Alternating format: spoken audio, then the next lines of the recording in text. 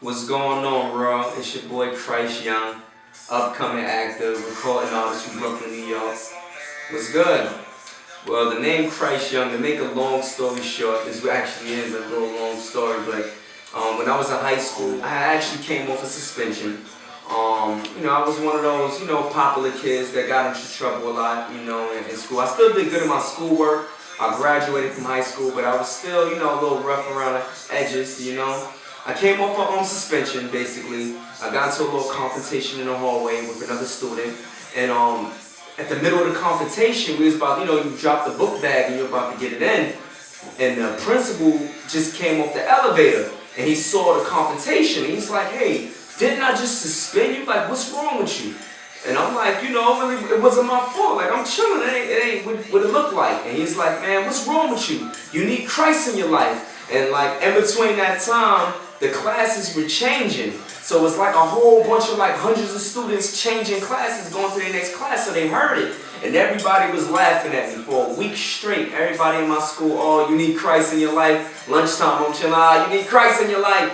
One of my friends was like, yo, since they kept teasing me every day, he was like, yo, I think that'd be cool as a music name, like Young Chryst. But at that time, a lot of rappers had the name like Young Job, Young Neef, Young Chryst. Everybody had a young in their name, Young Jeezy. So I made it a last name to make it more unique, so I just turned it into Chryst Young. Well, originally, my family's from Detroit. My mom, my father, they're from Detroit. I was actually born in Connecticut.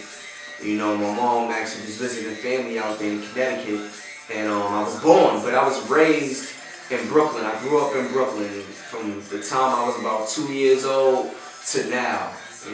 Brooklyn, New York. Well, Brooklyn influenced me, not even really so much Brooklyn, but the New York culture. Of course, everybody from New York, this is the mecca of hip-hop. This is where hip-hop started.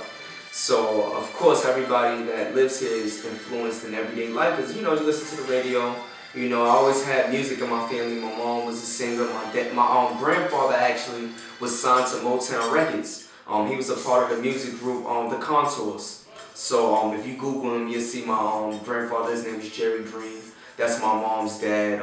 He had a record deal with Berry Gordy. Same record label with Diana Ross, Michael Jackson. So, music has always been a part of me. It wasn't really too much of Brooklyn. Music has always been a part of my life. A good friend of mine, childhood friend of mine, Corey, he was always rapping and rhyming and writing. And I used to hang around him a lot. When I was about 15, 14, 16 years old, running around with Corey. And he's from Bed-Stuy, he's from my neighborhood.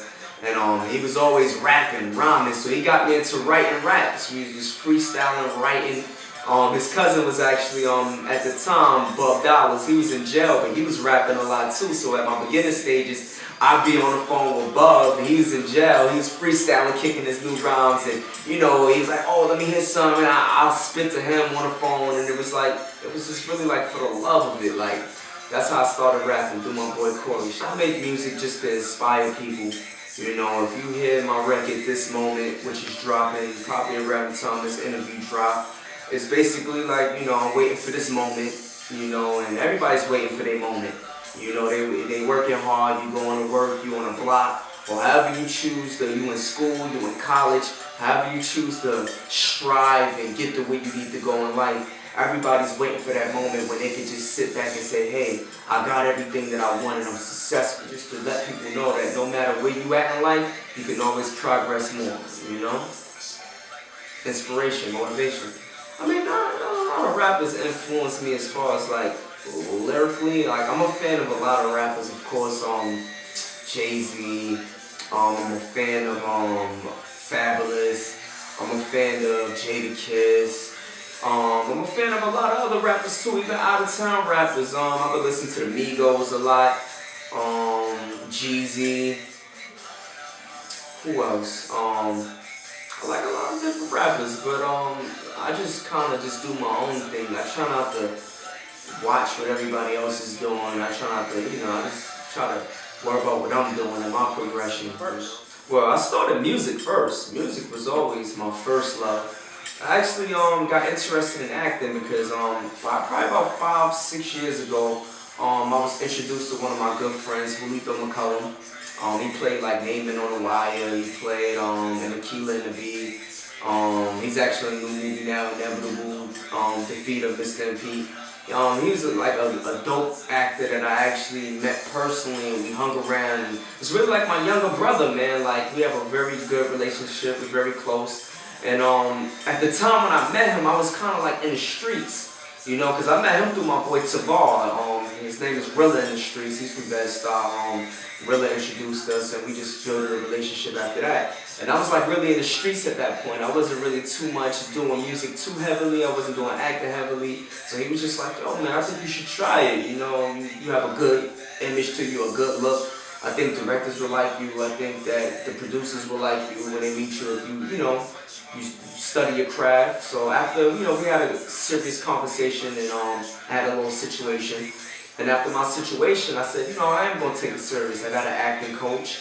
And I actually studied at Ripley Grier in Midtown Manhattan. A lot of people that are actors in New York City, they're very familiar with Ripley Grier Studio.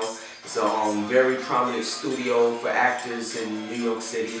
I actually was there for a few months. I did a few courses, acting courses, and I did my acting coaching there.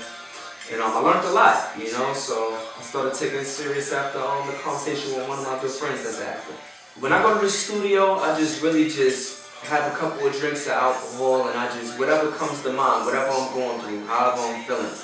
I might be going through something, but at that moment of this song, this moment, I was just thinking like, man, I can't wait till I'm finally on. I can't wait till I'm able to move my family out the hood. That was my train of thought. I can't wait for my time to come. So the song came out kind of dope too. Well, being a father is a beautiful thing. You know, I do have 2 kids. I have a daughter, her name is Sarah. I have a son named Isaiah. I think being a father has humbled me. Being a father has kept me out of a lot of trouble, because there's a lot of things I probably would have got into if I didn't have my kids. For those that are, you know, young like me that have kids, it's just like, never give up on your dreams. No matter if you're there for your kids, you have to install certain principles and morals, because they're our future. So you have to teach them certain things. Don't just, you know, my advice is just don't just have kids and just throw them to the babysitters or throw them in front of an iPad or leave them in front of the TV. It's cool, but I mean, you have to actually teach your kids something, you know. If anything, God forbid, happens to you, you should want to have something to take something with them. Basically, if you have kids, just teach them things and be a part of their life, you know. No matter if you supportive financially, you know, it don't matter how much new clothes you buy them or how much materialistic things you do. Always make sure they learn something, and you know, you spend time with them, because that's what they're going to remember at the end of the day. Not those Jordans or Versace outfits that you buy them or whatever you do for them. I mean, I don't really have a favorite clothing line. I have a lot of clothing sponsors. Shout out to Imperial NYC. Shout out to FWL. Shout out to Unorthodox Clothing. Shout out to Gifted Apparel. Shout out to Sportfly-ish. Shout out to Always First Class. Shout out to, who else sent me some stuff? Oh, shout out to Urban Mondays too. Wish I had one of their custom fitteds that they sent me. Dope. Yeah. I hope I'm not forgetting nobody. They're gonna kill me if I am. And I like the J's. I just do whatever I feel in the morning. If I want to throw a crew neck on, I want to do a hoodie on. It's just how I feel in the morning. Like, I'm from New York, so it's not like I just wake up and say, oh, I'm gonna do this today. It's just however I'm feeling at the moment. My style just reflects on how I felt in the morning. I put it on, I wore these type of Jordans, or I wore these construction Timbs, because I felt like it. That's just what I felt like doing. And that's how I live my life. If you love what you do, you have to have passion. If you don't have a passion for what you do, you will probably never make it. If you just drive or driven specifically for monetary reasons, oh, I just want to be rich, I want to do this and do that, like, you're probably not going to make it. You know, you have to do this stuff even when it's not paying. You have to do this stuff even when it's not a budget. You have to do this stuff even when it's not any type of like gain for your own will, your own personal self. You have to have this in you. I'm very active on social media. You can hit me on that Instagram, ChrystYoungNYC.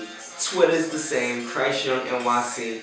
Shout out the FWL Media Group. It's your boy Chryst Young, signing out.